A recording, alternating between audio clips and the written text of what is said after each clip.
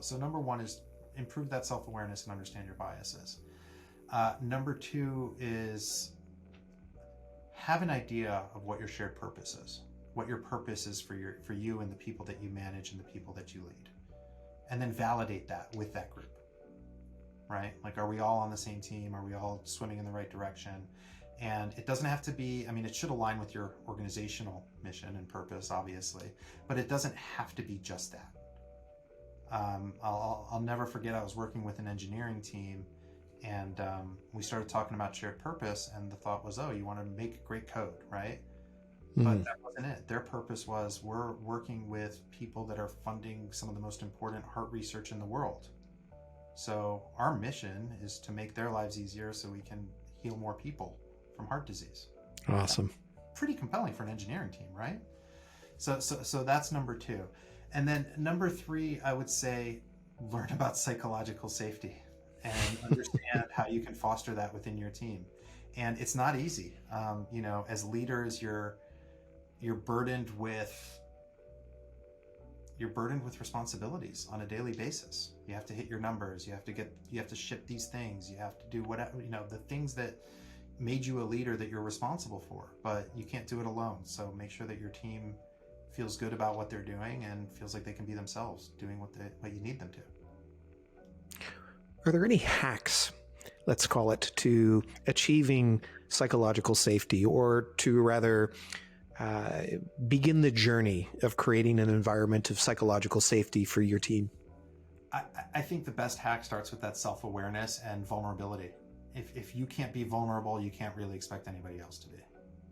So, and I'm not just talking about the softer side of vulnerability. I'm talking about, look, nobody's perfect, right? As leaders, we make mistakes, but can we own up to those mistakes and then show how we're feeling forward?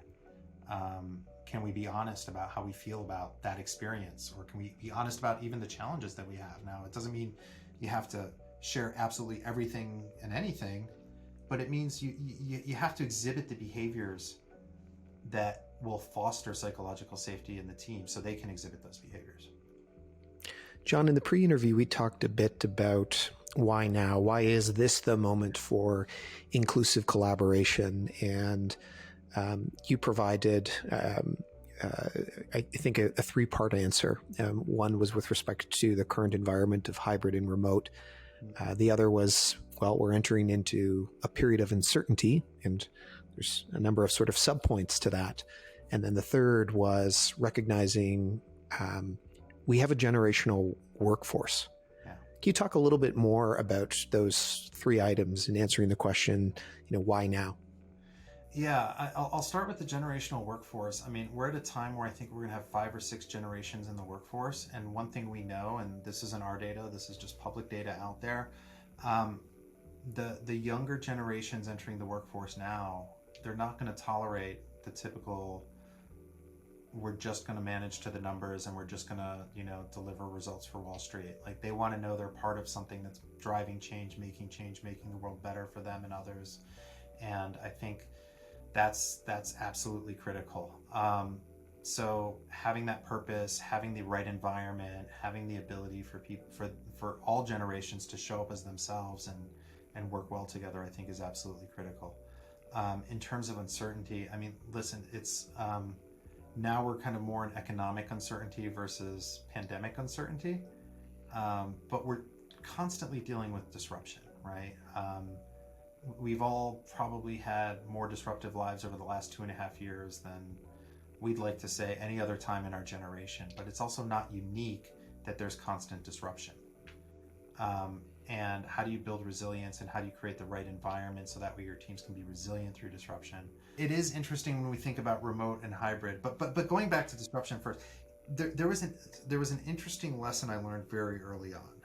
And it's all around how does environmental stress affect performance, right? So I could be an astronaut, I could be a world-class athlete, I'm neither of those, or I can be somebody who just feels a lot of stress when I'm, doing day-to-day activities. Whether you're in these extreme situations or whether you're in your situation, your body still reacts, your mind still reacts to that fear or flight mentality, right? So being able to manage disruption, I think, is absolutely critical. And to do that, it helps to have a roadmap, and it helps to have a way to identify where you're feeling those pressure points, and then to be able to address them. So I think that was the disruption part. And then the hybrid remote, it's all different, and our data is showing all sorts of funny, skewy things that ring true when you get to them, like what you asked me earlier, like, coming back to work. Why is it that the relationship with the manager is more important? You would think that if I'm remote, I would want to have the best relationship possible with my leader. Maybe for remote workers, it matters a little bit less, because it's all about the work, and they can do things on their time and their schedule, and they don't have to have those meetings by the water cooler.